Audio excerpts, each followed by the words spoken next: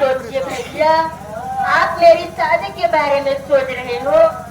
भैया आप तो मेरी शादी कर देंगे, मैं तो अपने ससुराल जाऊंगी भैया, फिर आप सबकी देखभाल करने वाला कौन है भैया?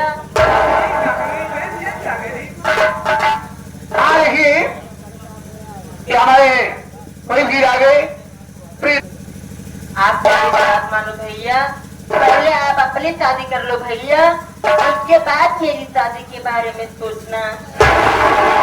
बहन सपना, तो देख रहे तेरे भाई के दोनों हाथों में कोड़ी। दुनिया में ऐसी कौन सी बदनसीब लड़की होगी जो तेरे कोई भाई से शादी करने के लिए राजी होगी? और यही बात मेरी देख रेख की, तो तेरे ससुराल जाने के बाद मेरी देख रेख करने के लिए शिव बहादुर बहन सपना पगला भंगा भूल गई। सोचा पहले तो शादी करिए, हम हत्या नहीं अगर दुनिया का कही। ये देखो मोती में शादी कर लिया, भैंसियानी है, उसको कुमारी घर में रखा है, कितनी बदनामी होगी पगली। और भैया आप सब मुझसे बड़े हो भैया, जैसी मर्जी हो आप सबकी वैसी ही करेंगे। तुम्हारी शादी होगी, भैया को खाना बनाकर मैं खिलाऊंगा। शिव जा रहा हूँ बहन सपना की देख रेख कर रहा हूँ ना, शाम तक जरूर वापस चलाऊंगा।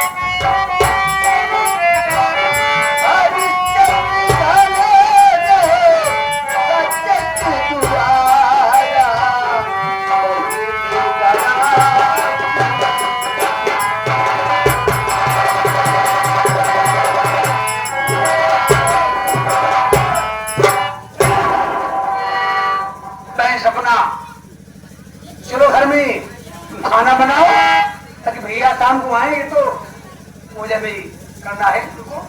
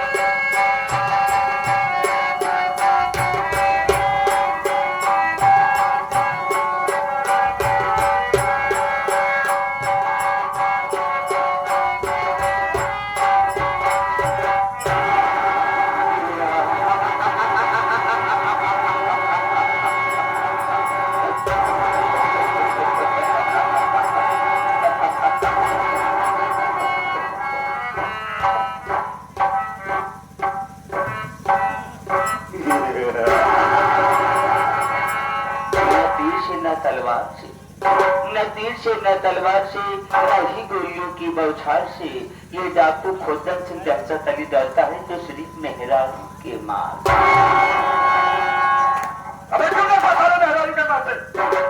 शेरा सिंह, तुझे मालूम नहीं है अगर मेहरारू से न दे रहा है तो राशन कार्ड से नाम कर दिया, 5 किलो राशन से हाथ धोई दे दे। सारे बीवी से डरता है। तो क्या हाल चाल है गौतम सिंह?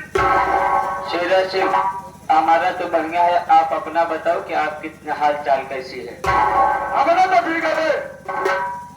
एक बात नहीं समझ में आ रही है, कुछ देख रहा था। शेरा सिंह, आज मैं क्या देख रहा हूँ, हम और तुम जब भी गुफा के अंदर आते थे तो यही देखते थे कि सरदार जी के चेहरे पर हमेशा खुशहाली छाई रहती थी। आज बात क्या है जो देख रहा हूँ, सरदार जी का चेहरा मुरझाया था और आंखों से आंसू गिर रहे हैं। शेरा सिंह, तुम सरदार जी से पूछो ना कि आखिर क्या बात है, इसका क्या कारण है? क्या था तो पीछे सरदार जी जब हम दोनों भाई गुफा में आते थे वो का चेहरा खुशियां तो खिला रहता था। आज बात क्या है, चेहरा भी रूठा है और आंख से आंसू भी गिर रहे हैं। जब तक इस उदासी का कारण नहीं बताएंगे तब तक हम दोनों भाई आपका पैर नहीं छोड़ेंगे।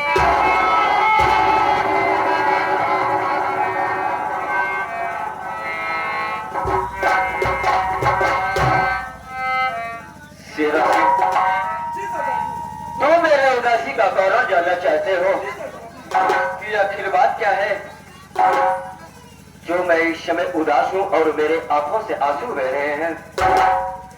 मैं तुमको अपने उदासी का कारण बताऊंगा, लेकिन शेरा सिंह, ये कारण जानने से पहले तुमको अपने सीने पे पत्थर रखना होगा, क्योंकि जो मेरी आप बीती है, जो मेरी कहानी है, शायद वो तुम सहन नहीं कर सकते हो। अगर तुम ये जानना चाहते हो कि मैं इतना उदास क्यों हूँ तो ठीक है, मैं इस उदासी का कारण आपको जरूर बताऊंगा, लेकिन मेरी बात तो ध्यानपूर्वक सुनो। तुम ये जानना चाहते हो ना कि आखिर मैं उदास क्यों हूँ, नहीं कि तुम मेरी आप बीती जानना चाहते हो, तो मैं तुमको ये बात जरूर बताऊंगा। तुमको मालूम है कि आज ये डाकू गंगा सिंह डाकू गंगा कैसे बना? शायद तुमको ये नहीं मालूम है। अरे ये डाकू गंगा सिंह आज दुनिया वालों की नजर में डाकू गंगा सिंह के नाम से प्रसिद्ध हो गया है, लेकिन एक समय था जब अपने गांव में हीरा के नाम से मशहूर था। तुमको मालूम है कि उस समय की बात थी जब मैं बहुत छोटा था। मेरे घर में 5 सदस्य थे, जिसमें से मेरे पिताजी थे और मेरी माता थी। मेरा नाम जो कि हीरा था और मुझसे छोटा भाई जिसका नाम मोती, और उससे भी छोटी एक बहन जिसका नाम सपना था।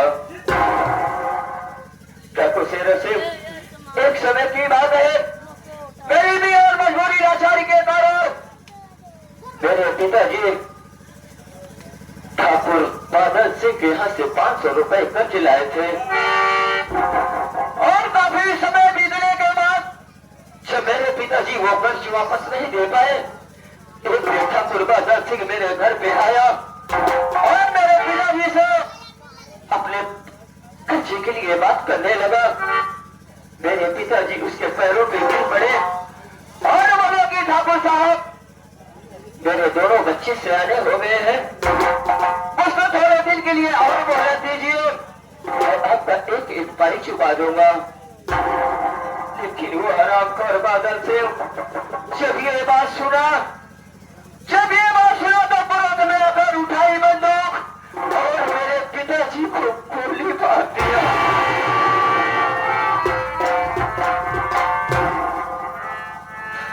जब मेरे पिताजी को गोली मार दिया, उस समय मैं छोटा सा मजबूर क्या कर सकता था रे? मेरी माँ भी गांव में चूल्हा चौका करने के लिए गई थी। जब उस गोली की आवाज सुने कि ये गोली की आवाज मेरे घर की तरफ से आ रही है, मेरी माँ भागी भागी घर पे आई और क्या देखती है कि मेरे पिताजी जमीन पे छटपटा रहे हैं। मेरी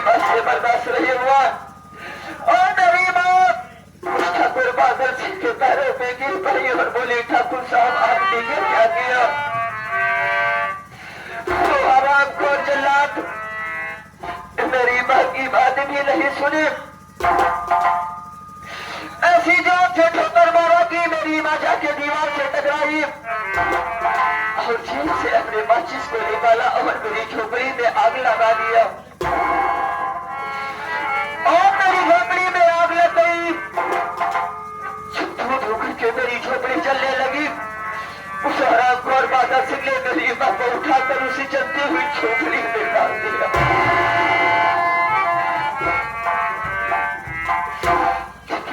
मालूम है जब ये सब देखा तो मुझसे बर्दाश्त नहीं हुआ।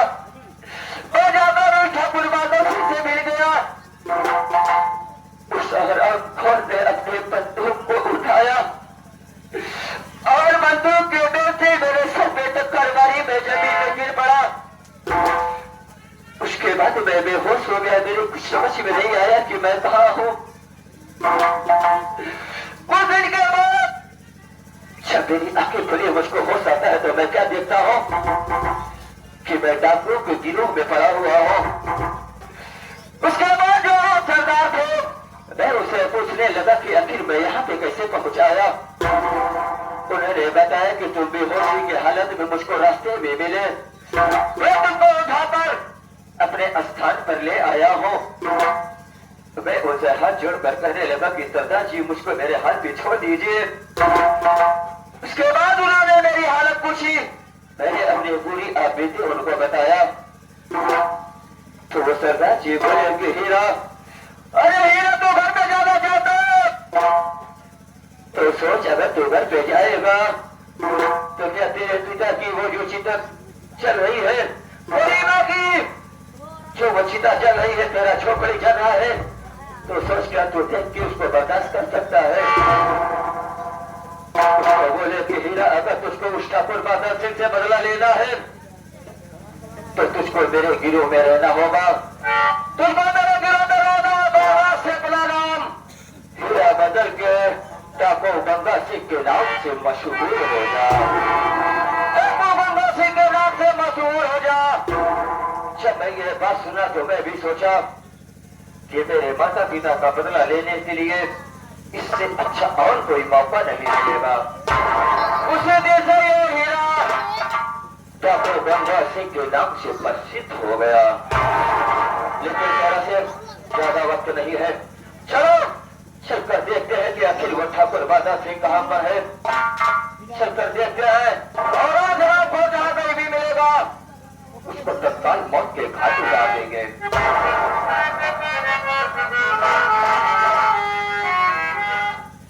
सरदार जी की बात सुना सर?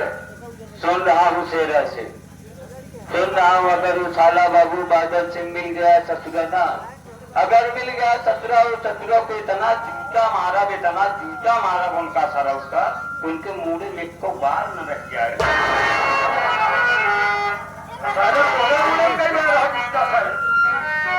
आइए सरदार जी चलते हैं। क्यों है? चलो चलते हैं।